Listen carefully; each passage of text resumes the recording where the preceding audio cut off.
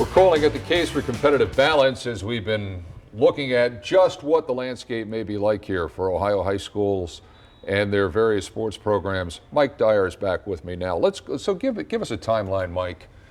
This is implemented for the 17-18 season, but what happens next in this process? So basically, Ken, the OHSA Board of Directors is going to approve the base enrollment figures. So those are the numbers from the Ohio Department of Education that determines grades 9 through 11 as of October, determines basically your division for that upcoming sports season. So by April, we'll know the divisions for the fall sports season. You know, I mean, it's just the American way. There'd be some gaming here. Could you envision any schools maybe like playing with their enrollment figures so they don't get kicked up a notch? I mean, could that be going on? I'm not going to say anything Not like accusing that. anyone, but it's just the way the game's played sometimes. Yeah, I mean, obviously the OHSA has a very overwhelming project, to say the least. I mean, to check all the numbers, to check everything. There's not just traditional schools, there's STEM schools.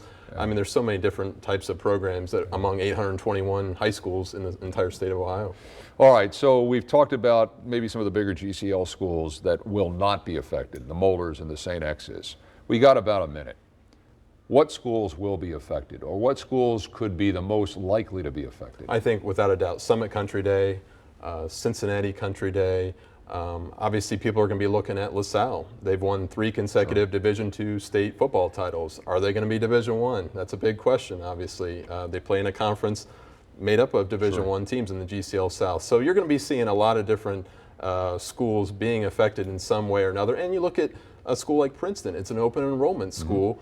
But still, people want to know, where are those kids coming from? And I think that's a fair question if you're an athletic director or coach. And it's all avoiding what would be Armageddon, which would be a split, where the parochial schools go this way and the public schools go that way, and that really doesn't serve anybody. I think that's what everybody's trying to avoid here, right? Yeah, and just to be clear, that is for the state tournaments too. Exactly. So you could still play in the regular season, public and non-public schools, but you're looking at state tournaments at the end of the day. Mike Dyer, great work. We had some great people in with us. Again, go to WCPO.com. The entire interview with the OHSAA commissioner is up there. We thank you for joining us on this special edition of Night on Your Side, the case for competitive balance.